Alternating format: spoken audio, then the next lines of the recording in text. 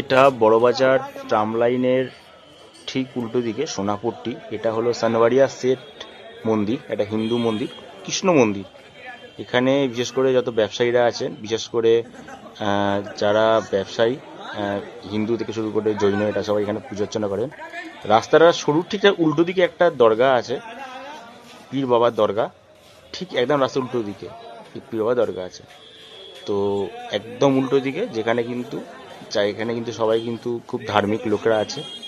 আজকে এখানে কোনো একটা পুজো অর্চনা চলছে এই মন্দিরে, এবং এখানে প্রচুর ধর্মাবলম্বীরা জমা হয়েছেন, হিন্দু জৈন থেকে শুরু করে বিভিন্ন ধর্মের লোকেরা। এখানে আজকে কোনো অনুষ্ঠান আছে, তো এখানে পুজো অর্চনা করছেন।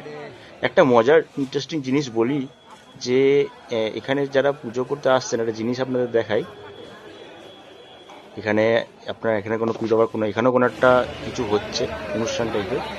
তো এখানে যারা যারা পুজো দিয়ে বেরোচ্ছেন হিন্দুরা, তারা কিন্তু হিন্দু জৈন যারা আছেন পুজো দিয়ে বেরিয়ে ঠিক উল্টো দিকে এই মাজারে কিন্তু বা পীর বাবার দরগায় একটা প্রণাম করে যাচ্ছেন। খুবই সুন্দর জিনিস এটা লাগলো, যেখানে চারিদিকে বিভিন্ন রকম জিনিস শোনা যায়, কিন্তু এখানে খুব সুন্দর জিনিস নিজের চোখের সামনে দেখলাম, দারুণ লাগলো। কলকাতায় এটা খুব স্বাভাবিক জিনিস, আমি আগেও দেখেছি অনেক জায়গায়, কিন্তু এটা নিজের চোখের সামনে দেখলাম, যেখানে কিন্তু লোকেরা মুসলিম সব একসাথে আছেন, কোনো ঝামেলা কোনো সমস্যা কিছু নেই।